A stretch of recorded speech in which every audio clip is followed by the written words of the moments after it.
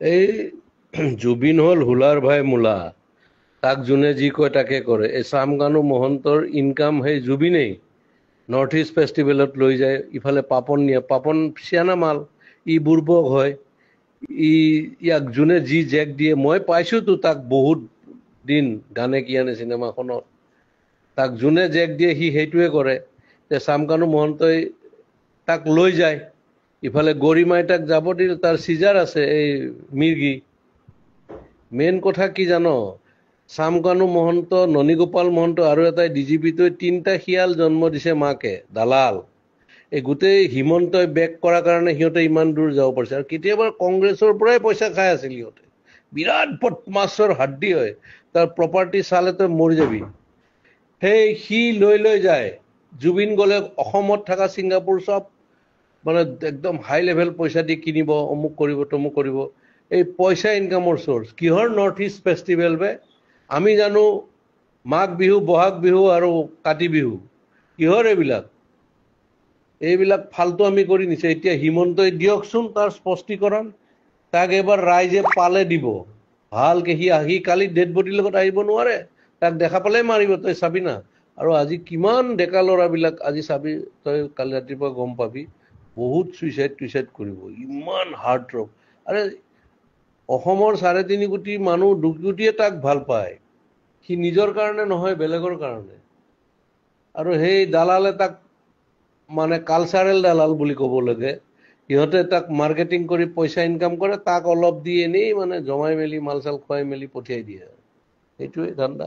এতিয়া গৰিমাক প্ৰেছাৰ দিব ইহঁতে, যে এনেকে ক'বা তুমি, তেতিয়াহি তাইতো যোৱা নাই। অৰিজিনেল কথাটো এয়া বহুত বহুত এয়া আছে, মানে তাত কি ক'ম আৰু। তাক মাৰা প্লেনো হ'ব পাৰে, কিবা হ'ব পাৰে, কি হ'ব পাৰে, চব দালালি পইচাৰ ধান্দা গেলা। অসমখন চেচ।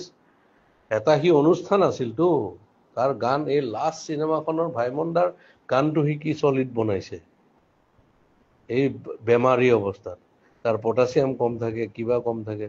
এই নেম কেয়াৰৰ ডক্টৰজনে কৈছেতো এনেকুৱা এনেকুৱা কথা, পানীত যাব নালাগে, তাৰ এয়া আছে, এই চিজাৰ আছে, এইবিলাক মানে কি কবি আৰু। ই চামকানু মহন্তই চেচ কৰি দিছে, গোটেই অসম আধা লুটিছে সিহঁত। ইফালে হিমন্তই লুটা বুলি কয় নহয়, হিমন্তই এনেকুৱা চান্স যে ডিজিপিটো কিনি আছে চোৰটো এটা, সি খালে পেটলাটো।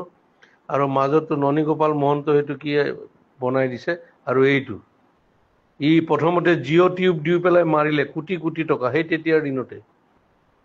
এয়া হ'ল, এয়া কি কবি আৰু, অসমীয়া মানুহৰ দুৰ্ভাগ্য। আজি বহুত বেয়া লাগিছে মানে। তাৰ গান শুনিয়ে 90 দশকৰ বিলাক ল'ৰা ছোৱালী ডাঙৰ হ'ল। আমিতো বাৰু চবৰে শুনিছোঁ, কিন্তু তাৰ গান শুনিয়েই মোৰ ল'ৰা চব ডাঙৰ হ'ল। আনকি আমাৰ ছাইডত মিস্ত্ৰীয়ে ৰং কৰি আছিল, সিদিনাখন মোবাইলত তাৰ গানেই বজাই আছিল। এই তেনেকুৱা কথা আৰু কি কৰিবি ক, এইটো দুৰ্ভাগ্য।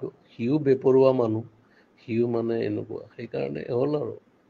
এই মাইকেল জেকচন 50ত মৰিল, ই 52 মৰিল, কিশোৰ কুমাৰ 58ত মৰিছিল। এনেকুৱা আৰু উপায় নাই আৰু, মৃত্যুৱে যাক লৈ আহে লৈ যায়, সেইটো। বাকী চব মানে কি কবি আৰু, কৈ লাভ নাই।